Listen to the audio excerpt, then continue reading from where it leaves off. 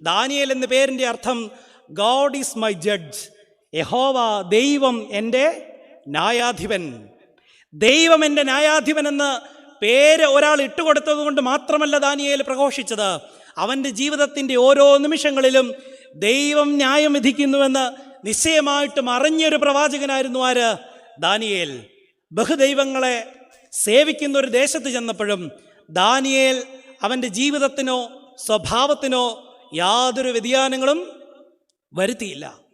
അവിടെയാണ് ദാനിയേൽ പറയുന്നത്, അവൻ്റെ കുറിവാക്യമായി നാം വായിച്ചു കേട്ടത്, രഹസ്യങ്ങളെ വെളിപ്പെടുത്തുന്ന ഒരു ദൈവം എവിടെയുണ്ട്? സ്വർഗത്തിലുണ്ട്. ഒരുപാട് ദേവന്മാരെ സൃഷ്ടിച്ചുണ്ടാക്കി അതിൻ്റെ ഒക്കെ മുമ്പിൽ തുള്ളുന്ന ജനത്തോടും ആ ജനത്തിൻ്റെ രാജാവിനോടും ഭയമേതുമില്ലാതെ ദാനിയേൽ പറഞ്ഞു ഒന്നാമത്തെ കാര്യമാണ്, ഒരു ദൈവം എവിടെയുണ്ട്? നീ തുള്ളുന്നത് പോലെയുള്ള ജീവനില്ലാത്ത, നിന്റെ കൈവാർത്ത ദൈവമല്ല, ജീവനുള്ള, സർവ്വതിനെയും സൃഷ്ടിച്ച, സകലത്തിൻ്റെ നിർമ്മിതാവായ ഒരു ദൈവം എനിക്ക് സ്വർഗത്തിൽ ഉണ്ട്. ഈ ദൈവത്തെ കൂടുതലായി ദാനിയേലിൻ്റെ പുസ്തകത്തിൽ നിന്ന് പരിചയപ്പെടാൻ നമുക്ക് ശ്രമിക്കാം. ഒന്ന്, മറഞ്ഞിരിക്കുന്ന രഹസ്യങ്ങളെ വെളിപ്പെടുത്തി തരുന്നവനായ ഒരു ദൈവം. മറഞ്ഞിരിക്കുന്ന രഹസ്യങ്ങളെ വെളിപ്പെടുത്തി തരുന്നവനായ ഒരു ദൈവം. 2-ാം അധ്യായത്തിൽ നാം പരിചയപ്പെടുന്നത് നെബൂഖദ്നേസർ രാജാവ് ഒരു സ്വപ്നം കണ്ടതാ. സ്വപ്നം എന്താണെന്നൊക്കെ വീട്ടിൽ ചെന്ന് വായിച്ചോണം.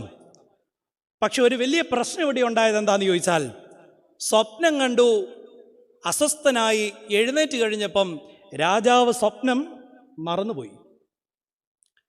രാജാവ് ദേശത്തിലെ ക്ഷുദ്രക്കാരെയും മന്ത്രവാദികളെയും ആഭിചാരകന്മാരെയും അവിടെയുള്ള ജ്ഞാനികളെയൊക്കെ വിളിച്ചു വരുത്തിയിട്ട് അവരോട് പറഞ്ഞു, കൽദേയരെയും ഒക്കെ വിളിച്ചു വരുത്തിയിട്ട് പറഞ്ഞു, ഞാൻ രാത്രി ഒരു സ്വപ്നം കണ്ടു, പക്ഷെ സ്വപ്നം മറന്നുപോയി. നിങ്ങൾ സ്വപ്നവും അതിൻ്റെ അർത്ഥവും എനിക്ക് വ്യാഖ്യാനിച്ചു തരണം. മജീഷ്യന്മാരൊക്കെ കിലുകില വിറയ്ക്കാൻ തുടങ്ങി. സത്യസന്ധമായി പറഞ്ഞാൽ ഈ കൊറോണ ഞാൻ പറയും ദൈവം കൃത്യമായി വെച്ചൊരു സാധനമാണ്. കാരണം ഇതിനു മുമ്പ് എന്തെല്ലാം പ്രഹസനങ്ങളായിരുന്നു. കോട്ടയം അതിൻ്റെ കേന്ദ്രമായിരുന്നല്ലേ. അനത്താനം ജോസിൻ്റെ പാട്ടിങ്ങനെയായിരുന്നു, അനുഗ്രഹം നിറയുന്ന കോട്ടയത്തെ ദൈവ സാന്നിധ്യം ഒഴുകുന്നു. അതിൻ്റെ അധിപൻ ഇവിടെ ഇരിക്കുമ്പം ഇനി അത് പാടണം. എങ്ങനെയാണ് പാടുന്നത്?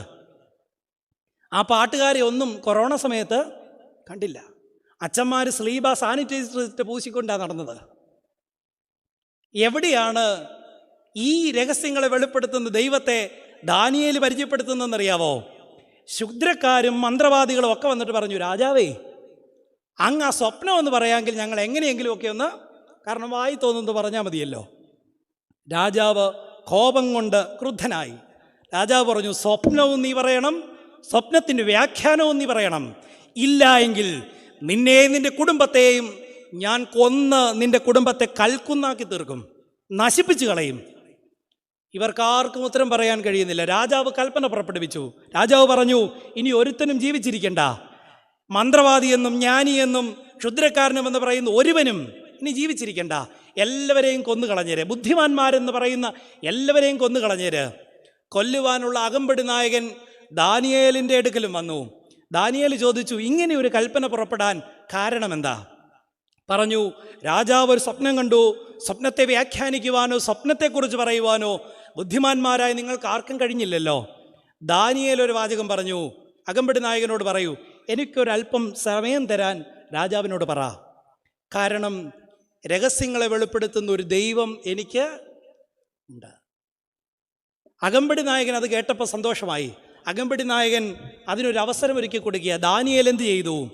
അവൻ വീട്ടിൽ ചെന്ന് തൻ്റെ സഖാക്കളെ വിളിച്ചിട്ട് പറഞ്ഞു, നമുക്കൊരുമിച്ച് പ്രാർത്ഥിക്കാം.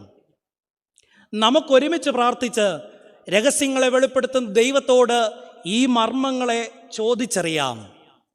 ഇതാണ് ഒരു ലീഡർഷിപ്പ് ക്വാളിറ്റി. ഇന്ന് നല്ല നേതാക്കന്മാരുടെ എണ്ണം കുറഞ്ഞു പോയിട്ടുണ്ട്. കാരണം ഇതാണ്, ദർശനമില്ല, മുദ്രാവാക്യം മാത്രമേ ഉള്ളൂ. ഞാൻ എപ്പോഴും പറയും, സഭയ്ക്കും ശോഭയുണ്ടാകണമെങ്കിൽ റിലീജിയസ് ആയിട്ടുള്ളൊരു തലമുറയെ നമുക്ക് ആവശ്യമില്ല.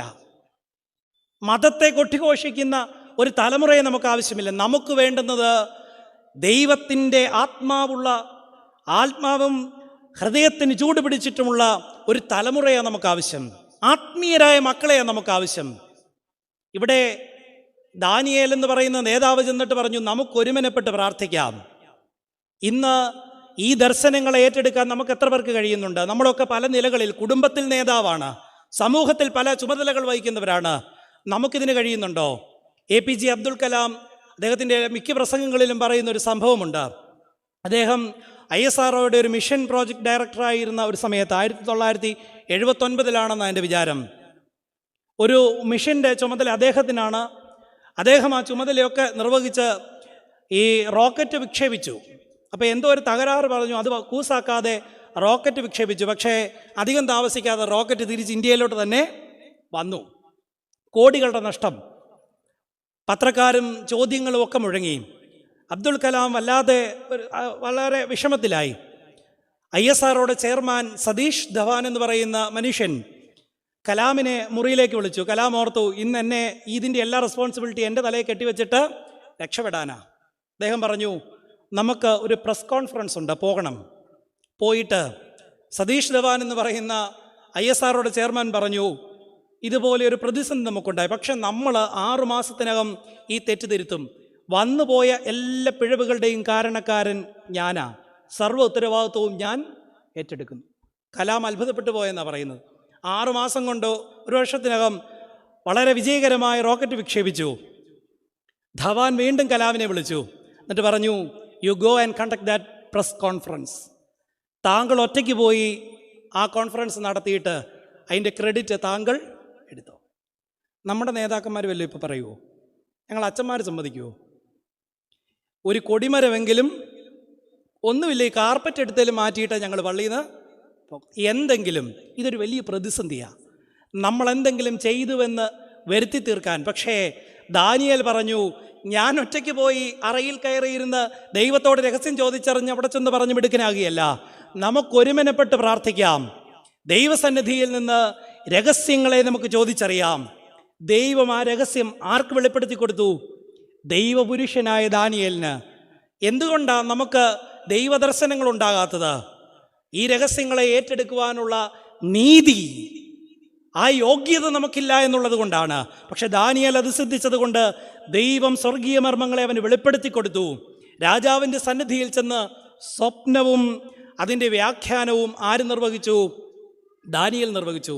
രാജാവ് പറഞ്ഞു, സ്ഥാനമാനങ്ങളും കാര്യാദികളുടെ മേൽ മേലധികാരിയുമായിട്ട് ഞാൻ നിന്നെ വെച്ചു. ദാനിയേൽ പറഞ്ഞു, ഞാൻ മാത്രമല്ല, എൻ്റെ കൂടെ സഖാക്കളുമുണ്ട്, വിളിക്ക്. അങ്ങനെ 4 പേരെയും ദേശത്തിലെ പ്രധാന ചുമതലക്കാരാക്കി രാജാവ് നിയോഗിച്ചു. ജ്ഞാനം ദൈവകൃപയിൽ അധിഷ്ഠിതമായിരിക്കണം. ഇന്ന് നമ്മുടെ തലമുറയൊക്കെ ഒരുപാട് വിദ്യാഭ്യാസം ഉള്ളവരാ, എല്ലാവരും എഞ്ചിനീയർമാരാണ്. പക്ഷെ ഒരു നട്ട് ഇടത്തോട്ടാണോ വലത്തോട്ടാണോ തിരിക്കണമെന്ന് ചോദിച്ചാൽ അവൻ പറയും, അന്ന് ക്ലാസ്സിൽ പോയില്ലെന്ന് പറയും. വിദ്യാഭ്യാസമുണ്ട്, പക്ഷേ ആ അഭ്യാസം കൊണ്ട് ചെയ്യുന്നതൊക്കെയും ദോഷമായി ഭവിക്കുന്നൊരു കാലഘട്ടമാണ്. കാരണം എന്താ? ഒരു ഡിവൈൻ ടച്ച് അതിനില്ല എന്നുള്ളതാണ്. ഒരു ദൈവത്തിൻ്റെ കൃപ അതിന്മേൽ വ്യാപരിക്കുന്നില്ല എന്നുള്ളതാണ്. അതിന് ഏറ്റവും മനോഹരമായൊരു ഉദാഹരണം പഴയ നിയമത്തിൽ നാം കാണുന്നത് മറ്റൊരിടത്തുമല്ല, പുറപ്പാട് പുസ്തകത്തിലാണ്. മോശ ദൈവം തിരഞ്ഞെടുത്തൊരു പൈതലായിരുന്നു. പക്ഷെ മോശ ജനിച്ച സമയത്ത് രാജാവിൻ്റെ കൽപ്പന പുറപ്പെട്ടു, ആൺകുഞ്ഞുങ്ങളെയൊക്കെ കൊന്നൊടുക്കണം. അമ്മ ആവുന്നത്രയും ശ്രമിച്ചു. നമ്മുടെ അമ്മമാരെ പോലെ കരഞ്ഞിരിക്കുക മാത്രമല്ല, she did her level best to protect baby. ആ കുഞ്ഞിനെ പരിചരിക്കേണ്ടുന്നതിനും കരുതേണ്ടുന്നതും മാക്സിമം ആ അമ്മ ചെയ്തു. അതുകൊണ്ടാണ് വേദപുസ്തകത്തിൽ ഈ ഇരിക്കുന്ന വിഭാഗത്തിലിരിക്കുന്ന അമ്മമാർ ശ്രദ്ധയോടുകൂടി കേട്ടോണം. ആ അമ്മ എന്ത് ചെയ്തു? കുഞ്ഞിനെ എറിഞ്ഞു കളഞ്ഞില്ല, കുഞ്ഞിനെ വാളിനെ കൊല്ലുവാൻ വിട്ടുകൊടുത്തില്ല. അവൾ ഞാങ്ങണ കൊണ്ട് ഒരു പെട്ടിയുണ്ടാക്കി. അവിടെ വേദപുസ്തകം രേഖപ്പെടുത്തുന്നത് അങ്ങനെയാണ്, വെള്ളം ഉള്ളിൽ കടക്കാതെ വണ്ണം അതിനെ ഭദ്രമാക്കി മെനഞ്ഞു. നിങ്ങൾ നിങ്ങളുടെ കുഞ്ഞുങ്ങൾക്ക് മുമ്പാകെ അവർക്ക് ചുറ്റും കണ്ണുനീര് കൊണ്ടൊരു ഞാങ്ങണയുടെ പെട്ടിയുണ്ടാക്കിയില്ല എങ്കിൽ ഈ നശിച്ച ലോകത്ത്, ഈ നശിച്ച കാലഘട്ടത്തിൽ നിങ്ങളുടെ കുഞ്ഞുങ്ങളെക്കുറിച്ച് കുറച്ച് ദുഃഖിച്ച് കരഞ്ഞ് മരിക്കാനേ നിങ്ങൾക്ക് വിധിയുണ്ടാകത്തുള്ളൂ. അതുകൊണ്ട് ഒരു കാര്യം, ഈ നോമ്പിൽ നിങ്ങൾ മാത്രം കുമ്പിട്ടാൽ പോരാ, നിങ്ങളുടെ മക്കളെ ദൈവസന്നിധി കുമ്പിടാൻ നിങ്ങൾ പഠിപ്പിക്കണം. നിങ്ങളുടെ മക്കളെ ദൈവസന്നിധി കുമ്പിടാൻ നിങ്ങൾ പഠിപ്പിച്ചില്ല എങ്കിൽ നിങ്ങളുടെ മക്കളുടെ മുമ്പാകെ നിങ്ങൾ കുമ്പിട്ടുകൊണ്ടിരിക്കേണ്ട ഒരു കാലം വരും. അവൻ്റെ അമ്മ അങ്ങനെ ചെയ്തതുകൊണ്ട് മോശ ചെന്നടുത്ത കരയതാ രാജാവിൻ്റെ കൊട്ടാരമാണ്. രാജാവ് വളർന്നു, രാജാവിൻ്റെ കൊട്ടാരത്തിൽ മോശ വളർന്നു. വളരെ മിടുക്കനായി സമർത്ഥനായി ഈജിപ്ഷ്യൻ യൂണിവേഴ്സിറ്റിയിൽ കിട്ടാവുന്ന PhD മുഴുവൻ ആരെടുത്തു? മോശ എടുത്തു. എല്ലാ സർട്ടിഫിക്കറ്റും ഉണ്ട് അവന്. ആരോഗ്യ ദൃഢഗാത്രനായ, അങ്ങോട്ടും ഇങ്ങോട്ടും നോക്കിയാലും ആരും തെറ്റു പറയാനില്ലാത്ത വളരെ സമർത്ഥനായ ഒരു ചെറുപ്പക്കാരൻ. തൻ്റെ ബുദ്ധി കൊണ്ടും തൻ്റെ ശക്തി കൊണ്ടും അവൻ എല്ലാ കാര്യങ്ങളും തീർപ്പാക്കി മുന്നോട്ട് പോയപ്പം ഒരു വേള മോശ ഭയപ്പെട്ടു. ഇതൊക്കെ നിങ്ങൾക്ക് ചരിത്രം അറിയാവുന്നതുകൊണ്ട് വിശദീകരിക്കുന്നില്ല. മോശ ഓടി സർട്ടിഫിക്കറ്റ് എടുക്കാൻ മറന്നുപോയി. അല്ലേ? ഇവിടെ ആരെങ്കിലും പറയുന്നുണ്ട് സർട്ടിഫിക്കറ്റ് എടുക്കാൻ തിരിച്ചു പോയെന്ന്? നമ്മൾ പോലും പ്രളയം വന്നപ്പം 10ൻ്റെ സർട്ടിഫിക്കറ്റ് എടുക്കാൻ തിരിച്ചു പോയി. പക്ഷെ മോശയ്ക്ക് അതിന് പോലും അവസരം. മോശ ഓടി പുതിയൊരു യൂണിവേഴ്സിറ്റി ചെന്നു. ആ യൂണിവേഴ്സിറ്റിയുടെ പേരെന്താ? ഇത്രോവിൻ്റെ ആടുകളാ. 40 വർഷം ദൈവം ആ യൂണിവേഴ്സിറ്റി ഇട്ട് എടുക്കാവുന്ന ഡോക്ടറേറ്റുകളൊക്കെ അവനെ കൊണ്ട് എടുപ്പിച്ചിട്ട് ഏറ്റവും അവസാനം മോശയെ വിളിച്ചു നിർത്തിയിട്ട് പറയുന്നുണ്ട്, stop there, untie your sandals. അവിടെ നിൽക്ക്, നിന്റെ കാലിൽ നിന്ന് ചെരുപ്പ്, നീ ഇതുവരെ ഓടിയ നിന്റെ പാതുകങ്ങൾ എനിക്ക് വേണ്ട. Your language is pharaoh's, your style is pharaoh's, your method is pharaoh's. നിന്റെ വഴികളും നിന്റെ ഭാഷയും എല്ലാം ആ കൊട്ടാരത്തിലേതാ, അതൊന്നും എനിക്ക് ആവശ്യമില്ല. അപ്പം മോശ പറഞ്ഞു, എന്താ പറഞ്ഞത്?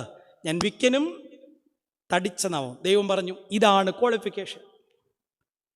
ജ്ഞാനം ദൈവം തൊടുന്നതാകണം.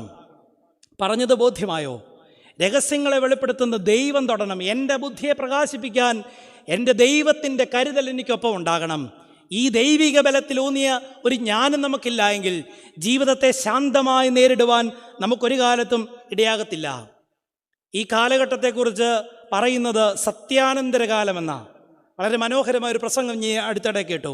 പോസ്റ്റ് ട്രൂത്ത് എന്ന് പറയുന്ന ഒരു ടെർമിനോളജി അടുത്ത കാലത്തായിട്ട് ഉപയോഗിക്കുന്നു. പോസ്റ്റ് ട്രൂത്ത്, അതിന് മലയാള വിവർത്തനം ഇങ്ങനെയാണ്: സത്യാനന്തരകാലം. എന്താ സത്യാനന്തരകാലത്തിൻ്റെ പ്രത്യേകത? സാമൂഹ്യ മാധ്യമങ്ങൾ എന്തു പറയുന്നുവോ അതിനെ അപ്പാടെ, പണ്ട് നമ്മൾ പരസ്യങ്ങളായിരുന്നു അങ്ങനെ.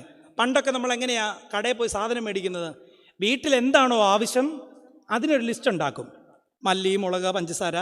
എന്നിട്ട് അത് എന്ന് കടക്കാരൻ്റെ കയ്യിൽ ഒന്നെങ്കിൽ കൊടുക്കും, അല്ലെങ്കിൽ വായിച്ച് കേൾപ്പിക്കും. നമുക്ക് ആവശ്യമുള്ളത് മാത്രം നമ്മൾ പോയി. ഇപ്പം എങ്ങനെ? വലിയ കട തുറന്നു വെച്ചു, പാർക്കിംഗ് സൗകര്യമുണ്ട്, കയ്യിലൊരു ഉന്തുവണ്ടിയും തരും, കണ്ണി കണ്ടതെല്ലാം. എനിക്ക് വേണമെന്നുള്ളത് ഇതെനിക്കില്ല. എനിക്ക് വേണോ വേണ്ടയോ എന്നുള്ളതല്ല വിഷയം, എനിക്കിതില്ല. പ്രത്യേകിച്ച് പെണ്ണുങ്ങളെ അകത്തോട്ട് കയറ്റിയാൽ പിന്നെ പറയുകയും വേണ്ട. ഫ്രീയും കൂടെ എഴുതി വെച്ചാൽ പിന്നെ തീർന്നു.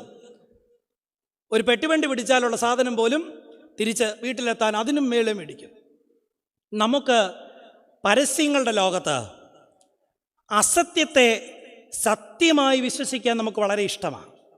അസത്യത്തെ, ഇതാണ് പോസ്റ്റ് ട്രൂത്ത് എന്ന് പറയും. ഇതാദ്യം കണ്ടത് എവിടെയാണെന്നറിയോ? ഇത് നമ്മളാരും കണ്ടുപിടിച്ചൊന്നുമല്ല, ഏതനില. കൗശലമേറിയ പാമ്പ് ഹൗവായുടെ അടുക്ക് വന്നിട്ട് പറഞ്ഞു, അമ്മാമ്മേ സുഖമാണോ? സുഖമാ. ഈ ഫലം തിന്നരുതെന്ന് ദൈവം പറഞ്ഞിട്ടുണ്ടോ? ഇല്ല, തിന്നരുതെന്ന് പറഞ്ഞിട്ടുണ്ട്. തിന്നുന്ന ആളി മരിക്കും.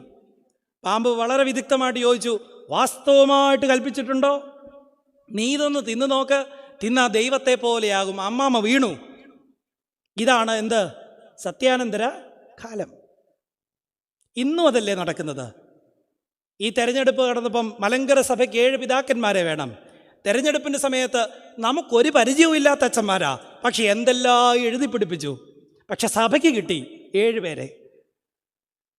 ഇതൊരു വലിയ പ്രതിസന്ധിയാ. ഇവിടെ എന്തു വേണം? ജ്ഞാനമുള്ളൊരു കണ്ണ്, വിവേകം നിറഞ്ഞൊരു ബുദ്ധി. ഇതില്ലെങ്കിൽ പ്രശ്നമാണ്. ഞാൻ നേരത്തെ ഇരുന്ന പള്ളിയിൽ കുറച്ച് സ്ഥലമൊക്കെ ഉണ്ടായിരുന്നു. ഈ കോവിഡും ലോക്ക്ഡൗണും ഒക്കെ വന്നപ്പം ഒരുപാട് സമയം വെറുതെ കിട്ടി. ഞാൻ 1-2 ആടിനെയും കുറച്ച് കോഴിയും താറാവിനെയും ഒക്കെ പള്ളി വളർത്താൻ തുടങ്ങി. പള്ളിക്കാർക്ക് ഇഷ്ടപ്പെട്ടോ ഇല്ലയോ എന്ന് എനിക്കറിയാം, പക്ഷെ ഞാൻ വളർത്താൻ തുടങ്ങി. അപ്പോൾ എനിക്കൊരു മനുഷ്യൻ കൊണ്ട് നല്ലൊരു കുറ്റിയാടി തെങ്ങ് തന്നു. എനിക്ക് മക്കളില്ലാത്തതുകൊണ്ടും കല്യാണം കഴിക്കാത്തതുകൊണ്ടും വേറെ പ്രത്യേകിച്ച് നേരം പോക്കൊന്നും ഇല്ലാത്തതുകൊണ്ടും ആ തെങ്ങ് പള്ളിയുടെ ഒരു മൂലയ്ക്ക് കൊണ്ട് നട്ടു. ചാണകവും ആട്ടുംകാട്ടവും കിട്ടാവുന്ന പൈസയ്ക്ക് എല്ലാ വളവും ഇട്ട് ഞാൻ ആ കുറ്റിയാടി തെങ്ങിനെ ഇങ്ങനെ പരിപാലിച്ചു കൊണ്ടുവന്നു 2 വർഷത്തോളം. നോക്കിയപ്പം അപ്പുറത്തെ വീട്ടിലെ തെങ്ങിനൊക്കെ ചെല്ലി കുത്താൻ തുടങ്ങി. അപ്പോൾ എനിക്ക് ആദിയായി. അപ്പോൾ എന്നോട് ആൾക്കാർ പറഞ്ഞു, അച്ഛൻ പേടിക്കണ്ട, ഇത് വിശുദ്ധ തെങ്ങ്, അച്ഛൻ നട്ടതല്ലേ. പക്ഷേ എനിക്കറിയാം ഞാൻ നട്ടതായതുകൊണ്ട് കൂടുതൽ ചിലപ്പം പരീക്ഷ ഉണ്ടാവും. അപ്പം ഞാൻ ഇങ്ങനെ ഇരുന്നപ്പം എൻ്റെ അപ്പുറത്തെ വീട്ടിലെ അച്ഛൻ വന്നിട്ട് പറഞ്ഞു, അച്ഛാ യൂട്യൂബിലൊരു പുതിയ മരുന്ന് കണ്ടു. ഞാൻ പറഞ്ഞു, എന്താ? ചെല്ലി കുത്താതിരിക്കാനുള്ള പുതിയ മരുന്നാണ്. എന്താ മരുന്ന്? വെളിച്ചെണ്ണയ്ക്കകത്ത് പാറ്റാഗുളിക ചാലിച്ച് തെങ്ങിൻ്റെ കൂമ്പിനൊഴിച്ചു കൊടുത്താൽ നല്ലതെന്ന് പറഞ്ഞു. ഞാൻ പറഞ്ഞു, ഉണ്ടാക്കുക. ഞാൻ ഒട്ടും കുറച്ചില്ല, പള്ളിയിലെ കുറച്ച് മോശം വെളിച്ചെണ്ണ അതും എടുത്തു കൊടുത്തു, പാറ്റാഗുളിക മേടിച്ചു കൊടുത്തു. പുള്ളി കാച്ചി നല്ല കുറുക്കി എൻ്റെ കയ്യിൽ തന്നിട്ട് പറഞ്ഞു, തെങ്ങിൻ്റെ കൂമ്പിനങ്ങ് ഒഴിച്ചു കൊടുത്താൽ മതിയെന്ന് പറഞ്ഞു. യൂട്യൂബിൽ പറഞ്ഞതല്ലേ. ഞാൻ ഒട്ടും കുറച്ചില്ല, എൻ്റെ പൊന്നുപോലെ ഞാൻ വളർത്തി എന്നെ തെങ്ങിൻ്റെ കൂമ്പ് അങ്ങോട്ട് മാറ്റി ഞാൻ ആ പാറ്റാഗുളിക മിശ്രിതം അതിനകത്തൊഴിച്ചു. പിറ്റേ ദിവസം രാവിലെ എഴുന്നേറ്റപ്പം എൻ്റെ ചങ്ക് പൊള്ളിപ്പോയി, എൻ്റെ തെങ്ങ് കൂമ്പ് കരിഞ്ഞു പോയി. സോഷ്യൽ മീഡിയകളിൽ നമ്മൾ വിശ്വസിക്കുമ്പം ഉണ്ടാകുന്ന പ്രതിസന്ധി ഇതാ. സത്യത്തെ നമ്മുടെ തലമുറയ്ക്കും പറ്റിപ്പോകുന്ന കുഴപ്പമതാ. ഒരു ഡിവൈൻ എഡ്ജ് അല്ലെങ്കിൽ ഒരു ഡിവൈൻ ടച്ച് നമ്മുടെ ബുദ്ധിക്കുണ്ടാകണം. നിങ്ങൾ എത്ര ഡോക്ടറേറ്റ് എടുത്താലും ശരി, ദൈവത്തിൻ്റെ ആ സമൃദ്ധമായ ജ്ഞാനം, സ്പർശനമില്ലെങ്കിൽ ഉൾക്കണ്ണുകളെ തെളിയിക്കാൻ നമുക്ക് കഴിയത്തില്ല. അതുകൊണ്ട് ദാനിയേൽ ഒന്നാമത് പറഞ്ഞു, രഹസ്യങ്ങളെ വെളിപ്പെടുത്തുന്ന ഒരു ദൈവമുണ്ട്. അതുകൊണ്ട് എൻ്റെ കണ്ണ് മങ്ങിപ്പോകത്തില്ല, എൻ്റെ ജീവിതത്തിന് കാഴ്ച ഒരു നാളും കുറഞ്ഞു പോകത്തില്ല. നമ്മൾ ഏത് മേഖലയിലായിരുന്നാലും ഈ ഒരു ഡിവൈൻ ടച്ച് ആസ്വദിക്കാൻ നമുക്കിടയാകണം. കോട്ടയം കുരിശുപള്ളിയുടെ ഹോസ്പിറ്റലിൽ ഒരു ഡോക്ടറുണ്ട്, ഡോക്ടർ രാജു, ജോർജ് ഡോക്ടർ എന്ന് പറയും. ഞാൻ എപ്പോഴും പറയും, ഞാൻ കോട്ടയത്തായിരുന്ന ഒരു നിത്യരോഗിയാണ്. ഡോക്ടറുടെ അടുക്കലോട്ട് ഓടിപ്പോവും പനി വരുമ്പം. ഞാൻ പറയും, ഡോക്ടറെ കണ്ടാൽ തന്നെ 5% പനി കുറയും. ഡോക്ടറൊന്ന് സംസാരിക്കുകയും കൂടെ ചെയ്താൽ പകുതി മരുന്ന് മതി. ഇതെല്ലാവർക്കും സാധ്യമാകുന്നല്ല. ചില അച്ഛന്മാരെ കണ്ടാൽ ബാധയുള്ളവരാണെങ്കിൽ അച്ഛൻ്റെ ബാധയും കൂടെ മേടിച്ചുകൊണ്ട് പോകും. അയ്യോ, അച്ഛന്മാരെ പറഞ്ഞപ്പോൾ എന്തോ ഒരു സന്തോഷമാണെന്ന് നോക്കി. നിങ്ങൾ ഒട്ടും കുറവല്ല. ചിലതിൻ്റെ തലയെ കൈവച്ച് പ്രാർത്ഥിച്ചാൽ 2 ദിവസത്തേക്കിന് പിന്നെ തല പൊക്കണ്ട. നമ്മളെന്താ പകരുന്നത്? നമ്മുടെ ജീവിതം കൊണ്ട് എന്താ നമ്മൾ സാക്ഷീകരിക്കുന്നത്? ദാനിയേൽ പറഞ്ഞു, എൻ്റെ ജീവിതത്തെ തെളിവായി കാണേണ്ടതിന് എൻ്റെ ബുദ്ധിയെ പ്രകാശിപ്പിക്കുന്ന രഹസ്യങ്ങളെ വെളിപ്പെടുത്തുന്ന ഒരു ദൈവം എനിക്ക് സ്വർഗത്തിലുണ്ട്. രണ്ടാമത്, തന്നെ മാനിക്കുന്നവരെ മാനിക്കുന്ന ഒരു ദൈവം സ്വർഗത്തിലുണ്ട്. അവനെ മാനിക്കുന്നവരെ ഉപേക്ഷിച്ച് കളയാതെ മാനിക്കുന്ന ഒരു ദൈവം സ്വർഗത്തിലുണ്ട്. 3-ാം അധ്യായത്തിൽ നെബൂഖദ്നേസർ രാജാവ് അവൻ്റെ മുറിമാനസാന്തരം നമ്മുടെ നോമ്പ് പോലെയാണ്. നമ്മളെല്ലാ 50 നോമ്പിലും പരിമല തിരുമേനിട്ട് ഇപ്പുറത്തിരിക്കാൻ ഇങ്ങനെ ഉയർന്നു വരും അല്ലേ. ഈസ്റ്ററിൻ്റെ അന്ന് എങ്ങോട്ട് പോവും? ടപ്പേന്ന് പറഞ്ഞ് ഒറ്റ ദിവസം മതി. പിന്നെ അടുത്ത വർഷമാകുമ്പോൾ നമ്മളെപ്പോലെ പരിശുദ്ധന്മാരും കന്യാമറിയാമും വേറെയില്ല അല്ലേ. ഈ പ്രസംഗം തിന്നിരിക്കുമ്പോൾ നിങ്ങളുടെ മുഖത്തോട്ട് നോക്കിയാൽ ഇതുപോലെ നല്ല മനുഷ്യരെ വേറെ എവിടെ കിട്ടും? ഇനി ഈ മാസം അവസാനം പൊതുയോഗം കൂടാൻ പോവാ, അപ്പോഴറിയാം എങ്ങനെയുണ്ടെന്നുള്ളത്. നെബൂഖദ്നേസർ രാജാവും ഇങ്ങനെയാണ്. ജീവിതത്തിൽ ഓരോ അനുഭവങ്ങളുണ്ടാകും, ചെറിയൊരു മാറ്റം ഉണ്ടാവും. അവൻ പിന്നെ എന്ത് ചെയ്തു? 3-ാം അധ്യായത്തിൽ നാം കാണുന്നു, പൊന്നുകൊണ്ട്, നല്ല വിലയാണ് സ്വർണത്തിനിപ്പം, പൊന്നുകൊണ്ട് ഒരു ബിംബമുണ്ടാക്കി ദുരാസമഭൂമിയിൽ കൊണ്ടുവന്ന് നാട്ടി പ്രധാന അധിപന്മാരോടും ഭണ്ഡാര വിചാരകരോടും ദേശാധിപതികളോടും ഒക്കെ പറഞ്ഞു, എല്ലാവരും ഇതിൻ്റെ മുമ്പാകെ വന്ന് നമസ്കരിക്കണം. നമസ്കരിച്ചില്ലെങ്കിൽ ചുട്ടുപൊള്ളുന്ന തീക്കകത്തിട്ട് ചുട്ടുകളയും. രാജകൽപ്പന പുറപ്പെടുവിച്ചു. ഇവിടെ ദാനിയേൽ പിക്ചറിലില്ല. അങ്ങനെ എരിയുന്ന തീച്ചൂള ഒരു വശത്ത് കാണിച്ച് നിർബന്ധ ബുദ്ധിയ എന്തു ചെയ്തു? രാജാവുണ്ടാക്കിയ ബിംബത്തിൻ്റെ മുൻപാകെ എല്ലാവരെയും കൊണ്ട് നമസ്കരിപ്പിച്ചു. അവിടുത്തെ ജനം പാവങ്ങളാ, തീച്ചൂള കണ്ടപ്പം ചാടി. നമ്മളെ ഒരു ലൈറ്റർ കാണിച്ചാൽ മതി, നമ്മൾ ഉപേക്ഷിക്കും ദൈവത്തെ. ലൈറ്റർ കാണിച്ചാൽ മതി.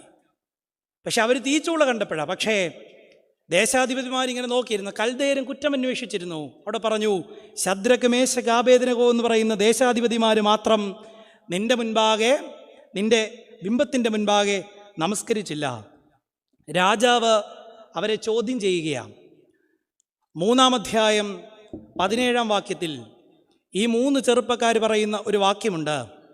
ഞങ്ങൾ സേവിക്കുന്ന ദൈവത്തിന് ഞങ്ങളെ വിടുവിപ്പാൻ കഴിയുമെങ്കിൽ അവൻ ഞങ്ങളെ എരിയുന്ന തീച്ചൂളയിൽ നിന്നും രാജാവിൻ്റെ കയ്യിൽ നിന്നും വിടുവിക്കും.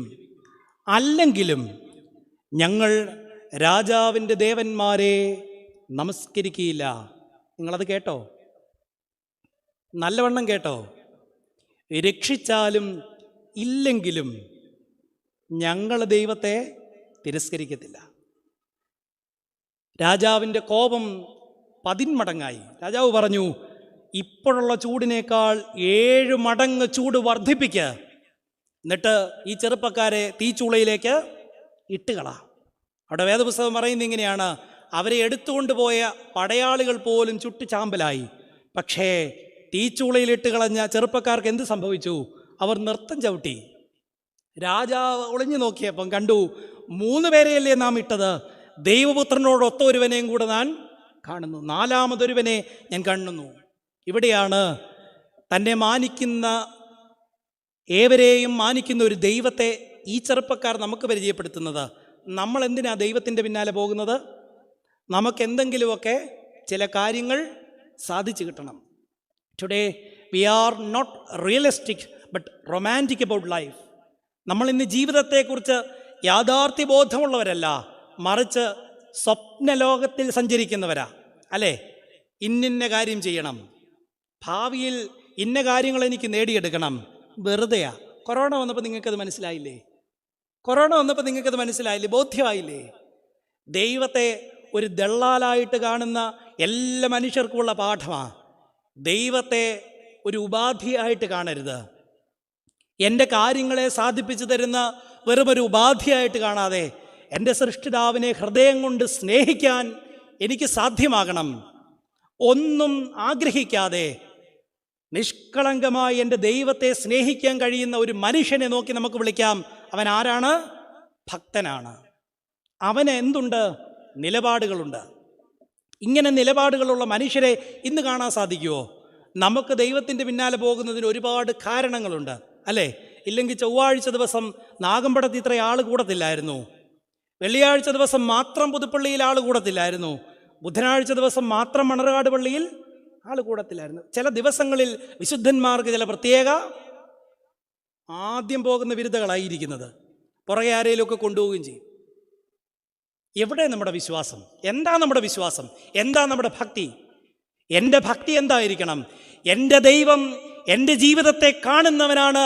എൻ്റെ ദൈവം എൻ്റെ ജീവിതത്തെ അറിയുന്നവനാ. തീച്ചൂളയുടെ മുമ്പിൽ നിന്നും ഈ സഹോദരന്മാർ പറഞ്ഞു, രക്ഷിച്ചാലും ഇല്ലെങ്കിലും ഈ തീച്ചൂളയിൽ ഞങ്ങൾ കത്തിയെരിഞ്ഞാലും ഒരു കാരണവശാലും എൻ്റെ ദൈവത്തെ, എൻ്റെ സത്യദൈവത്തെ ഞാൻ ഉപേക്ഷിക്കുകയില്ല എന്ന വിശ്വാസ ധൈര്യം നമുക്കെത്ര പേർക്കുണ്ട്? ഇത് ശീമനമസ്കാരത്തിൽ നമ്മൾ പാടുന്നുണ്ട്. വിശുദ്ധന്മാരെ കുറിച്ച് പറയുന്നിടത്ത്, മെയ് എരിയുമ്പോൾ, അംഗം ഛേദിച്ചെരിയുമ്പോൾ അകമേ മോദം മനമതിലാഹ്ലാദം. ഇല്ലേ? പോരാട്ട സ്ഥലത്ത് ശരീരത്തിന് മുറിവുകൾ സംഭവിക്കുമ്പം, ജീവൻ തന്നെ അപഹരിക്കപ്പെടുന്ന സന്ദർഭം വരുമ്പോഴും ഞങ്ങളുടെ ഉള്ളിൽ ആനന്ദമാണ്, ഞങ്ങളുടെ ഉള്ളിൽ ആഘോഷമാണ്. കാരണം എന്താ? ഞങ്ങൾ ഞങ്ങളുടെ ദൈവത്തിൻ്റെ മുഖത്തെ കണ്ടിരിക്കുന്നു. സ്തേഫാനോസ് അതുകൊണ്ടല്ലേ പറഞ്ഞത്, ഇവരുടെ പാപം നിർത്തരുത്, കാരണം ഞാൻ കണ്ട ദർശനത്തേക്കാൾ വലുതല്ല ഈ ലോകത്തിലെ എൻ്റെ ജീവിതം. ഇങ്ങനെയൊരു നിലപാടെടുക്കുന്ന ഭക്തരുടെ എണ്ണം ഒന്നെടുക്കണം.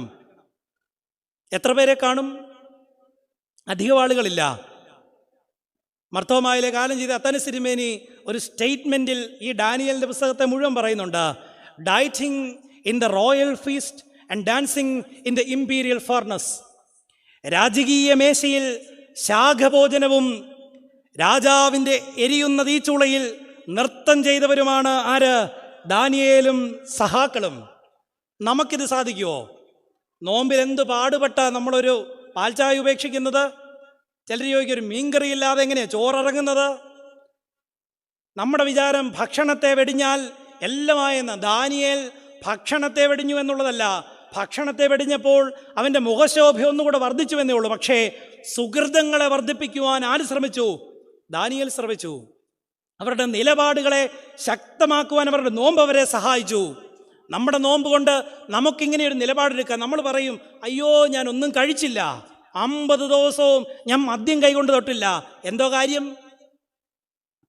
നിന്റെ നിലപാടുകളെ, നിന്റെ വിശ്വാസ ജീവിതത്തെ ശക്തീകരിക്കുവാൻ നിനക്ക് സാധ്യമായിട്ടുണ്ടോ? യേശുക്രിസ്തു നോമ്പ് നോറ്റ് 40-ാം ദിവസം ചെയ്തതെന്താ? അവൻ്റെ നിലപാടുകളെ പരിശോധിക്കുന്ന സാത്താൻ വന്നപ്പോൾ പറഞ്ഞു, എൻ്റെ നിലപാടുകൾ ഉറച്ചതല്ലാതെ ആടിയുലയത്തില്ല. ഇന്ന് പ്രതികരണശേഷിയില്ലാത്തൊരു ജനത ഈ ലോകത്തിൻ്റെ വലിയ ശാപമാണ്.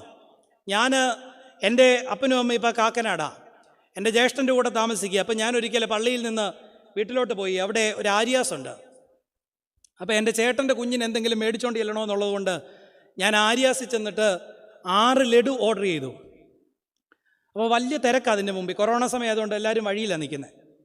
അപ്പം നല്ല ചുമന്നിരിക്കുന്ന ലഡു, പേപ്പറിൽ പൊതിഞ്ഞ ലഡു. അപ്പോൾ എനിക്ക് ഒരെണ്ണം കഴിക്കാമല്ലോ എന്നോർത്ത് ഞാൻ ഓർഡർ ചെയ്ത് നോക്കിക്കഴിഞ്ഞപ്പോൾ ഞാൻ നോക്കിയപ്പം ഭയന്ന് പോയി. ഈ ലഡു അടുക്കി വെച്ചിരിക്കുന്ന ആ ഗ്ലാസ്, അതിനെന്നാ പറയുന്നത്, ആ ചേമ്പറിനകത്ത് ഒരു വലിയ മുട്ടക്കാട്ടൻ എലി ഓടി നടക്കുക, വലിയൊരു എലി. അപ്പോൾ അവിടെ നിന്ന് ആളുകളെല്ലാം കേൾക്കാൻ ഞാൻ ആ സെയിൽസ്മാനെ വിളിച്ചിട്ട് കേട്ടോ, ഇതിനകത്തൊരു എലി ഓടി നടക്കുന്നതെന്ന് പറഞ്ഞു. അവൻ കേട്ട മട്ടി ഇങ്ങനെ ഒന്ന് നോക്കിയ എലിയെ നോക്കി ഹായ് പറഞ്ഞിട്ട് അവനകത്തോട്ട് പോയി. അവൻ എന്തിനാണ് പോയെന്നറിയാവോ? ആ എലി മാറിയിടത്ത് ഒന്ന് 6 ലഡു എടുത്ത് എനിക്ക് പാക്ക് ചെയ്യാൻ. ഞാൻ പറഞ്ഞു എനിക്ക് ലഡു വേണ്ട, ഞാൻ ക്യാൻസൽ ചെയ്തു. ഞാൻ തിരിച്ചു പോന്നിട്ട് ഞാനൊന്ന് പുറകോട്ട് നോക്കി. ഞാൻ എലിയെ കാണിച്ചു കൊടുത്ത് ഒറ്റ ഒരുത്തനും അവിടെ നിന്ന് പോയില്ല. അവനെല്ലാം നിൽക്കുക. എന്തിനാ? ബാക്കി സാധനം മേടിച്ചുകൊണ്ട്. പ്രതികരണശേഷിയില്ലാത്ത, കഴിക്കുന്ന ചോറിനകത്തൊരു ഈച്ച വീണ തട്ടിക്കളയാൻ മടിയുള്ളൊരു ജനത ക്രിസ്ത്യാനികളായിട്ടുള്ളിടത്ത് ദാനിയേൽ നമുക്കൊരു വിരോധാഭാസം തന്നെയാണ്. അവൻ്റെ സഹോദരങ്ങൾ നമുക്കൊരു വിരോധാഭാസം തന്നെയാണ്. അവിടെയാണ് ഈ നോമ്പ് ഭക്ഷണത്തെ വർജിച്ചുവെന്ന് മീമ്പ് പറയാൻ ആരെയും ഇടയാക്കരുത്. മറിച്ച് നിങ്ങൾക്ക് പറയാൻ സാധിക്കണം, എൻ്റെ ആത്മീയ ജീവിതത്തിൽ എനിക്ക് നിലപാടുകളിൽ ഉറയ്ക്കാൻ തക്കവണ്ണം ഇടയായെന്ന് പറയാൻ തക്കവണ്ണം ഇടയാകണം. നക്സൽ വർഗീസിനെ കൊല്ലാൻ നേരത്ത് പറയുന്നത് ഇങ്ങനെയാണ്, മരിക്കാൻ പോയ തോക്ക് ചൂണ്ടപ്പെട്ട നക്സൽ വർഗീസ് അല്ല ഭയന്നത്, തോക്ക് ചൂണ്ടിയ രാമചന്ദ്രൻ നായരാണ് ഭയന്നു പോയത്. മരണത്തിൻ്റെ മുൻപിൽ, തോക്കിന് മുമ്പിൽ നക്സൽ വർഗീസ് എന്ത് ചെയ്തു? ശക്തമായൊരു മുദ്രാവാക്യം മുഴക്കി. ആർക്ക് പറ്റും ഇത്? നമുക്ക് നമ്മുടെ ആത്മീയ ജീവിതത്തിൽ ഇത് പറ്റുമോ? അത് സാധിപ്പിച്ച ഒരു പുണ്യപുരുഷൻ നമ്മുടെ മുൻപിലുണ്ട്. പരിശുദ്ധനായ വാമ്പാടി തിരുമേനിയ. അദ്ദേഹം ജീവിതത്തിൽ വലിയൊരു സാക്ഷ്യം അതിനെ കാണിച്ചു. എന്താ കാണിച്ചത്? കല്ലറ പണിത് അതിന് മുകളിൽ കട്ടിലിട്ട് കിടക്കുമായിരുന്നു. അങ്ങനെയല്ലേ അച്ഛാ? അത് ചെയ്യുന്ന ഒരു പാരമ്പര്യം പിതാവ് കാണിച്ചു തന്നിട്ടുണ്ട്. തീർച്ചയായിട്ടും അത് വലിയൊരു ദർശനമാണ്. മരണത്തെ ഭയമില്ലാത്ത മുഖങ്ങളാണ് ജീവനുള്ള തിരുശേഷിപ്പുകൾ. മരണത്തെ ഭയമില്ലാത്ത മുഖങ്ങളാണ് ജീവനുള്ള തിരുശേഷിപ്പ്. ഇത് ഇത്രയും ആർജവത്തോടെ പറയാൻ എന്നെ ദൈവം ഇടയാക്കിയ ഒരു സംഗതി എനിക്കുണ്ടായി. എനിക്ക് കൊറോണ വന്നു. ഞാനൊരു സർജറി കഴിഞ്ഞിരുന്ന സമയത്താണ് കൊറോണ വന്നത്. സ്വർഗം കാണുന്ന വേദന എൻ്റെ ജീവിതത്തിൽ ഞാൻ അറിഞ്ഞു. ഞാൻ പൗലോസിനേക്കാൾ ശക്തമായി പ്രാർത്ഥിച്ചു, എൻ്റെ ദൈവമേ എന്നെ നീ എടുത്തുകൊള്ളണം. ഞാൻ എൻ്റെ വികാരിയെ വിളിച്ചിട്ട് പറഞ്ഞു, അച്ഛാ എനിക്കൊരു കല്ലറ റെഡിയാക്കണം. വികാരി മിടുക്കനായതുകൊണ്ട് എന്നോട് സ്നേഹമുള്ളതുകൊണ്ടും പിറ്റേ പൊതുയോഗത്തിൽ തന്നെ വെച്ച് കല്ലറ റെഡിയാക്കി തന്നു. പള്ളിക്കാരെ റെഡി അടക്കാൻ കാരാപ്പുഴ പള്ളി തന്നെയാണ്. പക്ഷേ ഞാൻ അന്ന് മനസ്സിലാക്കി, മരണത്തിൻ്റെ മുൻപിൽ നമുക്ക് നഷ്ടമാകുന്ന ഒരു കാര്യം മാത്രമേ ഉള്ളൂ. എന്താണെന്നറിയോ? മരണത്തെക്കുറിച്ചുള്ള ഭയം. പിന്നെ ഒരു പേടിയും നമ്മെ അലട്ടത്തില്ല. നമ്മൾ പറയും, മരണം വന്നാലും നമ്മൾ പറയും, അയ്യോ എൻ്റെ പിള്ളേർ ഒന്നും ആയിട്ടില്ല. അച്ഛന് പറയും, അച്ഛൻ പെണ്ണ് കെട്ടാത്തതുകൊണ്ട് എന്നാ വേണേൽ പ്രസംഗിച്ചിട്ട് പോരുതോ, ഞങ്ങളുടെ പിള്ളേരൊന്നും പറക്കം പറ്റിയിട്ടില്ല. വല്യപ്പനായപ്പോൾ പറയും, എൻ്റെ കൊച്ചുമക്കളൊന്ന് വളർന്നു വരുന്നത്, നീ ഒന്നും ഇല്ലെങ്കിലും ഇതൊക്കെ വളരും. നമ്മുടെ മഹാനായ ഉമ്മൻചാണ്ടി ഒരു വലിയ സുവിശേഷം പറഞ്ഞത് ഞാൻ കേട്ടത് ഇങ്ങനെയാണ്. വേറൊന്നുമല്ല, നമ്മൾ വിചാരിക്കും നമ്മൾ ഒഴിഞ്ഞു കഴിഞ്ഞ ആ കസേര നികത്താൻ ആരും വെറുതെയാ, അപ്പം തന്നെ ചാടിയിരിക്കാൻ ആളുണ്ട്. ഒന്നെങ്കിൽ നമ്മളെക്കാൾ മോശമായിരിക്കും, അല്ലെങ്കിൽ നമ്മളെക്കാൾ മികച്ച ഒരാൾ അവിടെ വരും. നിശ്ചയമായിട്ടും അത് ഫില്ല് ചെയ്യും. പക്ഷെ നമ്മുടെ ധാരണ എനിക്ക് ശേഷം പ്രളയമാണ്. ഇത് ഒരു തെറ്റായ നിലപാടാണ്. അവിടെയാണ് ദൈവത്തെ മാനിച്ചാൽ ദൈവം മാനിക്കും. ഇന്ന് സഭയിലും ഒരുപാട് അലങ്കാരങ്ങളാൽ മനുഷ്യർ എന്നെ മാനിക്കണമെന്ന് ആഗ്രഹിക്കുന്ന ഒരുപാട് പേരാ. അത് അച്ഛന്മാരിലോട്ടും കുറവല്ല. ഒരു പ്രസ്ഥാനത്തിൻ്റെ ചുമതല മാറിയ അടുത്ത അന്നേരം കിട്ടിയിരിക്കണം. ജനറൽ സെക്രട്ടറി ആണെങ്കിൽ ഏതേലും ഒരു സെക്രട്ടറി ആകണം, അല്ലേ? ഏതേലും ഒരു സെക്രട്ടറി ആകണം. ചെറുപ്പക്കാർ അൽമാരിലോട്ടും കുറവല്ല. ഇനിയിപ്പോൾ വരാൻ പോവുക പുതിയ ആളുകളെ തിരഞ്ഞെടുക്കുക. എന്തെന്നില്ലാത്തൊരു ചിരിയും മുഖത്ത് ഫിറ്റ് ചെയ്ത്. എന്തിനാണ് നമ്മൾ ഈ മാനങ്ങളെ അന്വേഷിക്കുന്നത്? എനിക്കതിന് മാതൃകയായിട്ട് ഞാൻ വേദപുസ്തകത്തിൽ കാണുന്നത് പുതിയ നിയമത്തിലെ ഔസേപ്പ. നമ്മൾ കന്യകമറിയാമിൻ്റെ ചരിത്രവും അതിൻ്റെ മരണവും അതിൻ്റെ ആഘോഷവും ഒക്കെ നടത്താറുണ്ട്. വാങ്ങിപ്പൂവൊക്കെ വളരെ ശ്രേഷ്ഠമായ സഭ കൊണ്ട്. എനിക്കൊരു പരാതി പിതാവിനോടും പറയാനുള്ളത്, എൻ്റെ മാമോദിസ പേര് ജോസഫ് ആയതുകൊണ്ടാണ്. ജോസഫിനെ കുറിച്ച് എന്തേ അങ്ങനെ പറയാത്തത്? ഞാൻ തന്നെ ഒരു ഉത്തരം കണ്ടെത്തി. എൻ്റെ പേരതായതുകൊണ്ട് മാത്രമല്ല, ജോസഫിനെ പോലെ നീതിമാനായ മനുഷ്യനാരുണ്ട്? നിഷ്കളങ്കനായി വന്ന് സ്വർഗത്തിൻ്റെ പദ്ധതി ഏറ്റെടുത്ത് തിരശ്ശീലയ്ക്ക് പിന്നിൽ എങ്ങോ മറഞ്ഞു പോയ മനുഷ്യൻ. പക്ഷേ ഒരു ഉത്തരം നമുക്ക് കണ്ടെത്താം. എന്താ? ജോസഫിന് ഒരു ശിലാഫലകവും ഉണ്ടായിട്ടില്ല. ജോസഫിനെക്കുറിച്ച് വലിയ കൊട്ടിഘോഷങ്ങളും ഉണ്ടായിട്ടില്ല. പക്ഷെ ജോസഫ് എവിടെയുണ്ട്? ദൈവത്തിൻ്റെ ഓർമ്മ പുസ്തകത്തിൽ തങ്കലിപികളിൽ അവൻ്റെ പേര് ഇല്ലെന്ന് പറയാൻ പറ്റുമോ? ഇത് മതി. ഒരുപാട് വൻകാര്യങ്ങളെ ചെയ്ത് വലിയ ലിസ്റ്റൊന്നും നിങ്ങൾ ഉണ്ടാക്കേണ്ട. ആയിരിക്കുന്നിടങ്ങളിൽ നമ്മൾ നീതിമാൻ, നമ്മൾ ഏർപ്പെട്ട മേഖലകളിൽ, നമ്മൾ ഏറ്റെടുത്ത ചുമതലകളിൽ നമ്മുടെ നിലപാടുകളെ ശക്തിയോട് മുറുകെ പിടിച്ച്, നമ്മൾ എന്തുകൊണ്ടാണ് നിലപാടുകളെ മാറ്റുന്നത്? നമുക്ക് ചിലത് ആഗ്രഹിച്ചത് നമ്മുടെ കൈപ്പിടിയിൽ ഒതുക്കാൻ വേണ്ടിയിട്ടാണ്. അങ്ങനെ ജീവിച്ചത് കൊണ്ട് യാതൊരു കാര്യവുമില്ലെന്ന് വിശ്വസിക്കുന്ന ഒരു വൈദികനാണ് ഞാൻ. അതുകൊണ്ട് നമുക്ക് വേണ്ടുന്നത് ദൈവത്തെ മാനിക്കുന്ന ഒരു മനസ്സും അവൻ്റെ മാനം സമ്പാദിക്കുന്ന ഒരു ഹൃദയവും നമുക്കുണ്ടാകണം. ദാനിയേലും അവൻ്റെ കൂട്ടുകാരും തീച്ചൂളയുടെ മുമ്പിൽ നിന്നിട്ട് പറഞ്ഞു, എരിച്ചു കളഞ്ഞോട്ടെ, പക്ഷെ ഞങ്ങൾ പിന്മാറത്തില്ല. ഞങ്ങളെ മാനിക്കുന്ന ഒരു ദൈവത്തെ ഞങ്ങൾ കണ്ടിട്ടുണ്ട്. അച്ഛാ 8:5 വരെ ബുദ്ധനെക്കുറിച്ചൊരു കഥയുണ്ട്. ബുദ്ധനും ശിഷ്യന്മാരും ഇങ്ങനെ പല ദേശങ്ങളിലൂടെ സഞ്ചരിച്ച് യാത്ര ചെയ്യുമ്പം അവരെവിടെയെങ്കിലും രാത്രി തങ്ങാറാകുമ്പം 2 ദിവസം ഏതെങ്കിലും ഒരു വീട്ടിൽ പോയി താമസിക്കും. ഓരോരുത്തർ ഓരോ വീടുകളിൽ പോകും. 2 ദിവസത്തിൽ കൂടുതൽ ഒരിടത്തും താമസിക്കത്തില്ല. എന്നാൽ വർഷകാലമാകുമ്പം 2-3 മാസം ഏതെങ്കിലും ഒരു വീട് തിരഞ്ഞെടുത്ത് അവിടെ താമസിക്കും. അവർക്ക് ബുദ്ധിമുട്ടുണ്ടാകുന്ന സമയമാകുമ്പോൾ മാറും. അങ്ങനെ ഒരു ദേശത്ത് ചെന്നു, എല്ലാവരും വീടുകൾ കണ്ടെത്തി. അപ്പോൾ ഒരു വേശ്യാസ്ത്രീ ബുദ്ധൻ്റെ അടുക്ക വന്നിട്ട്, ബുദ്ധൻ്റെ ഒരു ശിഷ്യൻ, അദ്ദേഹത്തിൻ്റെ ജ്യേഷ്ഠൻ തന്നെയാണ്, അദ്ദേഹത്തോട് പറഞ്ഞു, താങ്കൾക്ക് എൻ്റെ വീട്ടിൽ വന്ന് താമസിക്കാം, താങ്കൾക്ക് എൻ്റെ വീട്ടിൽ വന്ന് താമസിക്കാം. ഇത് കേട്ടപ്പം ബുദ്ധൻ്റെ ശിഷ്യനൊന്ന് ഞെട്ടി. ഞാൻ കല്യാണം കഴിക്കാത്ത അച്ഛനാണ്. ഞാൻ എല്ലാ പള്ളിയിൽ ചെന്നാലും ആദ്യം പറയും 10 മണി കഴിഞ്ഞ് സ്ത്രീകളാരും എന്നെ ഫോൺ ചെയ്യണ്ട. പള്ളിക്കാർക്കൊക്കെ ഇത് കേൾക്കുമ്പോൾ വല്ലാത്ത അരിശമാണ്. എന്നാലും ഞാനങ്ങ് പറയും, അത് എനിക്കെന്നെ വിശ്വാസം ഇല്ലാത്തതുകൊണ്ടല്ല, മറ്റൊരു കാരണം പറയാൻ ആർക്കും അവസരം കൊടുക്കാതിരിക്കാൻ വേണ്ടി. ബുദ്ധൻ്റെ ശിഷ്യന് ആ പേടി ഉണ്ടായിരുന്നുകൊണ്ടായിരിക്കും പറഞ്ഞു, 1 മിനിറ്റ് ഞാൻ പോയി എൻ്റെ ഗുരുവിനോടൊന്ന് ചോദിക്കട്ടെ. ശിഷ്യൻ വന്ന് ബുദ്ധനോട് ചോദിച്ചു, ഇങ്ങനെയൊരു മോശപ്പെട്ട സ്ത്രീ, ഒരു വേശ്യാ സ്ത്രീ വന്ന് എന്നെ ക്ഷണിച്ചു, അവളുടെ വീട്ടിൽ പോയി താമസിക്കുക, പോകണമോ? അദ്ദേഹം പ്രതീക്ഷിച്ചത് പോകണ്ടെന്ന് പറയുമെന്ന, പക്ഷെ ബുദ്ധൻ പറഞ്ഞു പോകണം. ശിഷ്യൻ ആശ്ചര്യമായി, ഇതെന്തൊരു വർത്തമാനമാണ്, ഞാൻ പോയാലോ? ഗുരു അതിനൊരു ഉത്തരവും കൂടെ കൊടുത്തു. നീ കണ്ടെത്തിയ ജീവിതത്തിൻ്റെ ദർശനം ശ്രേഷ്ഠമാണെന്ന് നീ ആസ്വദിച്ചിട്ടുണ്ട് എങ്കിൽ നിന്നെ മറ്റാർക്കും വലിച്ചു കൊണ്ടുപോകുവാൻ സാധ്യമാകത്തില്ല. മനസ്സിലായോ? നീ ഏറ്റെടുത്ത വിശ്വാസ ജീവിതം ശ്രേഷ്ഠമാണെന്ന് നീ രുചിച്ചറിഞ്ഞിട്ടുണ്ടത് എങ്കിൽ മറ്റൊന്നിനും നിന്നെ കളങ്കപ്പെടുത്തുവാൻ സാധ്യമാകത്തില്ല. ഒരിക്കൽ പറഞ്ഞ കുമ്പസാരം പിന്നീട് വീണ്ടും പറയേണ്ടതായിട്ട് വരത്തില്ലെന്ന് സാരം. അതിനെന്ത് ചെയ്യണം? ഞാൻ കണ്ടെത്തിയ എൻ്റെ ഈ ജീവിതം ശ്രേഷ്ഠമാണെന്ന് ആസ്വദിക്കാൻ, taste and see how sweet is our lord, നമ്മുടെ ദൈവം നല്ലവനെന്ന് രുചിച്ചറിയണം. നമുക്കത് സാധ്യമായിട്ടില്ല. അതുകൊണ്ടാണല്ലോ കൊറോണ വന്നപ്പോൾ ഞങ്ങൾ തന്നെ പറഞ്ഞു, പള്ളിയിലോട്ട് അധികം ആളുകൾ ഇപ്പം കാലേ പിടിക്കുക, നിങ്ങളൊന്ന് പള്ളിയിലോട്ട് വാ. ബാക്കി എല്ലായിടത്തും നമ്മൾ പോവും, പക്ഷെ പള്ളി വരാൻ നമുക്ക് പേടിയാണ്.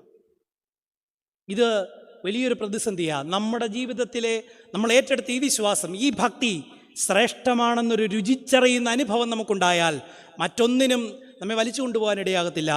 ദാനിയേലിൻ്റെ പുസ്തകം 2 പറഞ്ഞു, ഒരു ദൈവം സ്വർഗത്തിലുണ്ട്, തന്നെ മാനിക്കുന്നവരെ മാനിക്കുന്നവനായ ദൈവം. അതുകൊണ്ട് എന്ത് ചെയ്തു? തീച്ചുളയിൽ എരിഞ്ഞു പോയില്ല. രാജാവ് മുട്ടുകുത്തി ഇവരെ തിരിച്ചു വിളിച്ചു.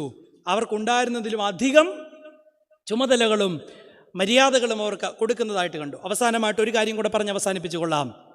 ഒരു ദൈവം സ്വർഗത്തിലുണ്ട്, കഷ്ടതകളിൽ സഹിത്വവും പരിപാലനവും തരുന്ന ദൈവം.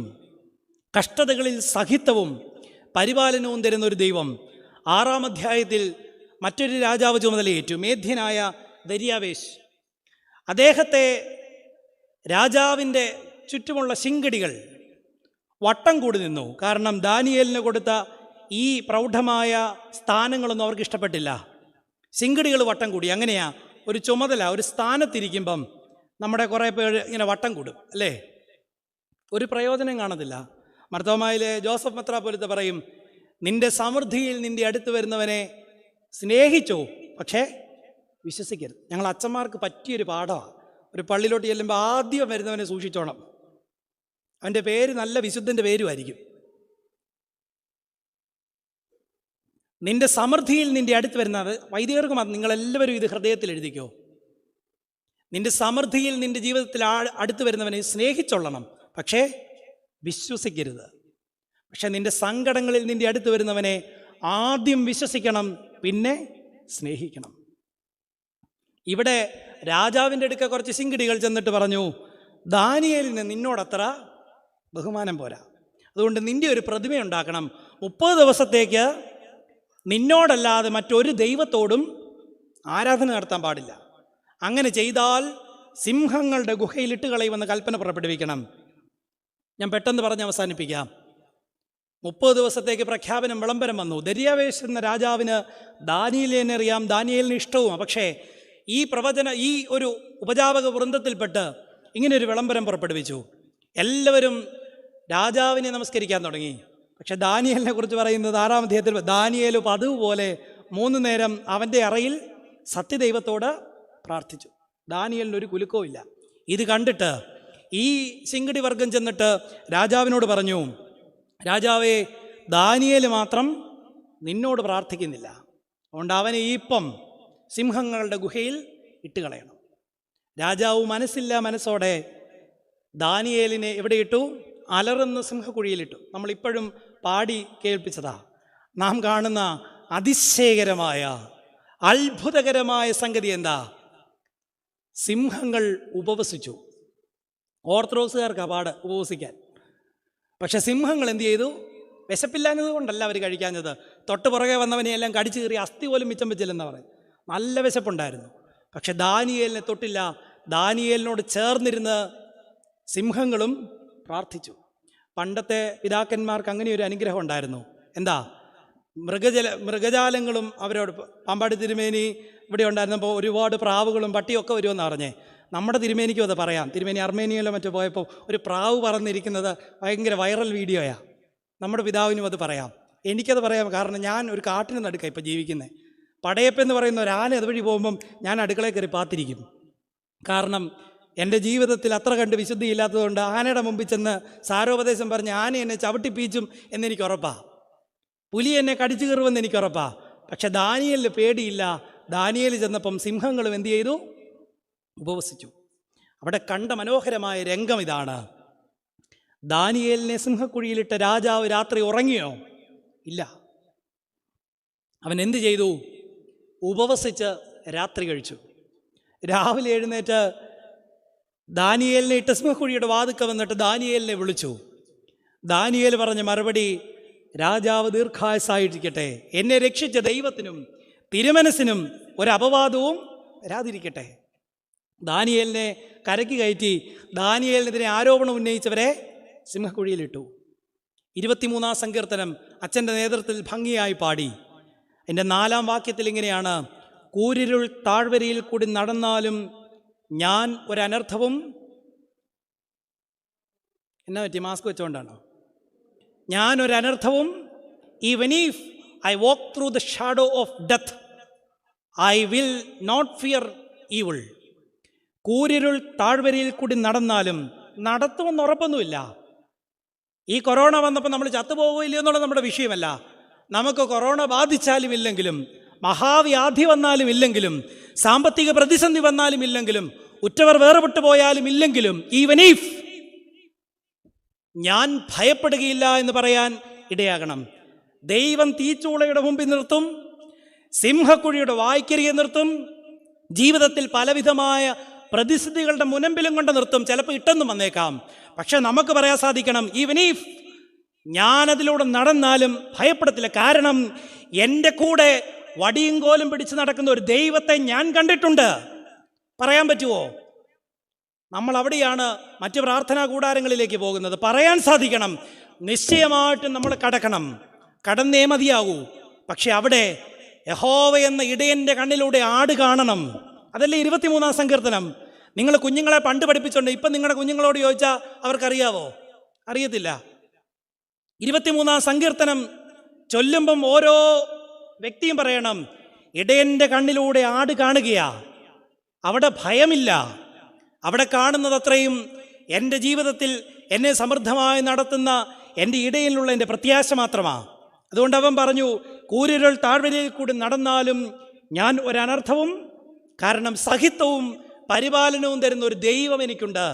എന്നെ കൊന്നുകളഞ്ഞാലും ഞാൻ മരിച്ചാലും എൻ്റെ ദൈവം എന്നെക്കുറിച്ചൊരു ഉദ്ദേശം വെച്ചിട്ടുണ്ട്, അതാണ് പൂർത്തീകരിക്കപ്പെട്ടത്. ഇത് പറയാൻ എത്ര പേർക്ക് പറ്റും? നമുക്ക് പറയാനുള്ള ആർജവത്വം നഷ്ടപ്പെട്ടു പോയി. ദൈവത്തിൻ്റെ സഹിത്വവും പരിപാലനവും ആസ്വദിച്ച് ദൈവത്തിൻ്റെ പദ്ധതികൾക്ക് വിധേയപ്പെട്ടു പോകുവാൻ തക്കവണ്ണം ഇടയാകണം. ഒരു രാജാവ് കൊട്ടാരത്തിലേക്ക് ആ ദേശത്തിലെ കുറേ കുഞ്ഞുങ്ങളെ ക്ഷണിച്ചു. കുഞ്ഞുങ്ങൾ ആകാംക്ഷപൂർവ്വം കൊട്ടാരത്തിലേക്ക് കയറി വന്നു. രാജാവ് പറഞ്ഞു, നിങ്ങൾ എന്ത് തൊട്ടാലും അത് നിങ്ങൾക്ക് സ്വന്തമാകും. കുഞ്ഞുങ്ങളെല്ലാം നമ്മളെപ്പോലെ ആർത്തി പിടിച്ച് പരക്കം പാഞ്ഞ് ഓടി, കൈ കിട്ടിയതെല്ലാം ബുദ്ധിയുള്ളൊരു കുഞ്ഞ് ഓടി വന്ന് രാജാവിനെ കെട്ടിപ്പിടിച്ചു. മനസ്സിലായോ? അതോ 8 മണി കഴിഞ്ഞാൽ സ്വിച്ച് ഓഫ് ആവുമോ? രാജാവിനെ കെട്ടിപ്പിടിക്കാനുള്ള ബുദ്ധിയുടെ പേരാണ് നോമ്പ്.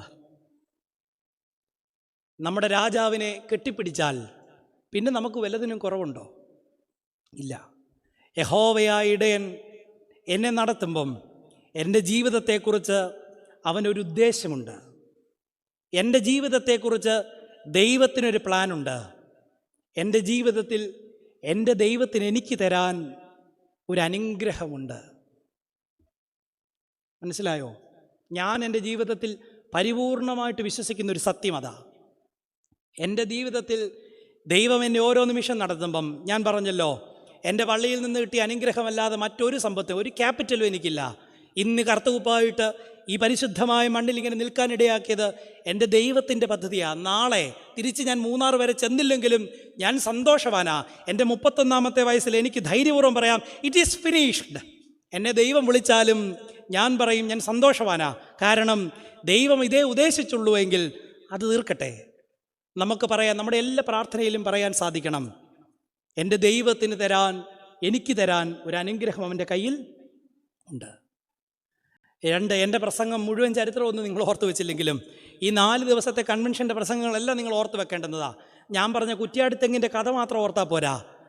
വേറെ ഒന്നും ഓർത്തില്ലെങ്കിൽ 2 കാര്യങ്ങൾ നിങ്ങൾ നിങ്ങളുടെ ഹൃദയത്തിലേക്ക് ആണിയടിച്ച് വെക്കണം. 1, ഈ നോമ്പിൽ നിങ്ങൾ കുമ്പസാരിക്കാൻ പോകുമ്പോഴും നിങ്ങളെ ഞാൻ പഠിപ്പിക്കുന്ന ഒരേ ഒരു പോളിസി ഇതാ: എൻ്റെ ദൈവത്തിൻ്റെ ഹൃദയത്തെ ദുഃഖിപ്പിക്കുന്നതെന്തും എൻ്റെ ഹൃദയത്തെയും ദുഃഖിപ്പിക്കണം. എൻ്റെ ദൈവത്തിൻ്റെ ഹൃദയത്തെ ദുഃഖിപ്പിക്കുന്നതെന്തും എൻ്റെ ഹൃദയത്തെയും ദുഃഖിപ്പിക്കണം. ജീവിതത്തിൻ്റെ സൗന്ദര്യം അതിൻ്റെ ദൈർഘ്യമല്ല, അതിൻ്റെ ആഴമാണ്. 2 കാര്യങ്ങൾ മനസ്സിലായോ? ജീവിതത്തിൻ്റെ സൗന്ദര്യം അതിൻ്റെ ദൈർഘ്യമല്ല. 33-ാമത്തെ വയസ്സിൽ കർത്താവ് പറഞ്ഞു മതി. 12-ാമത്തെ വയസ്സിൽ അവൻ ദേവാലയത്തിൽ പിതാക്കന്മാരുടെ നടുവിലിരുന്നിട്ട് പറഞ്ഞു, ഞാൻ ഇരിക്കേണ്ടിടത്തിരിക്കുന്നു. നമുക്ക് പറയാൻ സാധിക്കും ഈ നിമിഷം അർത്ഥപൂർണമായി സന്തോഷത്തോടുകൂടി തൃപ്തിയോടുകൂടി പറയാൻ സാധിക്കുമോ? ജീവിതത്തിൻ്റെ ദൈർഘ്യമല്ല അതിൻ്റെ സൗന്ദര്യം, മറിച്ച് അതിൻ്റെ ആഴമാണ്. ഒരു കഥയും കൂടെ പറഞ്ഞ് അവസാനിപ്പിക്കാം. ഒരു കുഞ്ഞ് ഒരു കടപ്പുറത്തിങ്ങനെ കളിച്ചുകൊണ്ടിരിക്കുക. വലിയൊരു തിര വന്ന് അവനെ അടിച്ചുകൊണ്ടുപോയി. നിന്ന ആളുകളും മാതാപിതാക്കന്മാരും ഒക്കെ നെഞ്ചത്തടിച്ച് നിലവിളിച്ചു. ആ സമയത്ത് ആരോഗ്യദൃഢഗാത്രനായ ഒരു ചെറുപ്പക്കാരൻ കടലിലേക്ക് ചാടി വളരെ പാടുപെട്ട് ഈ കുഞ്ഞിനെ രക്ഷിച്ച് കരയ്ക്ക് കൊണ്ടുവന്നു. അവൻ്റെ വയറ്റിൽ നിന്ന് വെള്ളമൊക്കെ കളഞ്ഞ് അവൻ്റെ പുറത്ത് തട്ടി അവനെ നേരെ നിർത്തി. ഈ കുഞ്ഞ് ആ ചെറുപ്പക്കാരൻ്റെ മുഖത്തേക്ക് നോക്കിയിട്ട് പറഞ്ഞു, താങ്ക് യു അങ്കിൾ, നന്ദി, എൻ്റെ ജീവിതം രക്ഷിച്ചതിന് നന്ദി. ചെറുപ്പക്കാരൻ അവൻ്റെ തോളെ തട്ടിയിട്ട് പറഞ്ഞു, നീ എന്നോട് നന്ദി പറയണ്ട, നീ രക്ഷപ്പെടേണ്ടവനായിരുന്നുവെന്ന് ഇനിയുള്ള നിൻ്റെ ജീവിതം കൊണ്ട് നീ തെളിയിക്കണം. ഈ കൊറോണ നിങ്ങളെ കൊണ്ടുപോയില്ല എന്ന് പറഞ്ഞുകൊണ്ട് ആരും അഹങ്കരിക്കരുത്. ഞാൻ പറഞ്ഞ ആദ്യത്തെ വാചകത്തിലേക്ക് തിരിച്ചു വരികയാ. ഇത് നമുക്ക് കിട്ടിയ വലിയൊരു റിസ്ക്കാ. എന്താ? ഇനിയുള്ള നമ്മുടെ ജീവിതം, ദൈവം തന്ന ഓരോ ദിവസവും എത്ര അർത്ഥപൂർണമായി ജീവിച്ചെങ്കിലേ മതിയാകത്തുള്ളൂ. ദാനിയേൽ നമ്മളോട് പറഞ്ഞു, ഈ നോമ്പിൽ ഒരു ദൈവം, രഹസ്യങ്ങളെ വെളിപ്പെടുത്തുന്ന ഒരു ദൈവം സ്വർഗത്തിലുണ്ട്. അവൻ മറഞ്ഞിരിക്കുന്ന രഹസ്യങ്ങളെ എനിക്ക് വെളിപ്പെടുത്തി തരും. 2, തന്നെ മാനിക്കുന്നവരെ മാനിക്കുന്ന ഒരു ദൈവം, കഷ്ടതയിൽ സഹിത്വവും പരിപാലനവും തരുന്ന ഒരു ദൈവം എനിക്കുണ്ട്. ഹൃദയത്തെ തൊട്ട് ഇന്ന് രാത്രി ഇത് പറഞ്ഞിട്ട് കിടന്നുറങ്ങണം. നമ്മുടെ ജീവിതത്തെ ദൈവം സമൃദ്ധമായിട്ട് അനുഗ്രഹിക്കട്ടെ, കാക്കട്ടെ.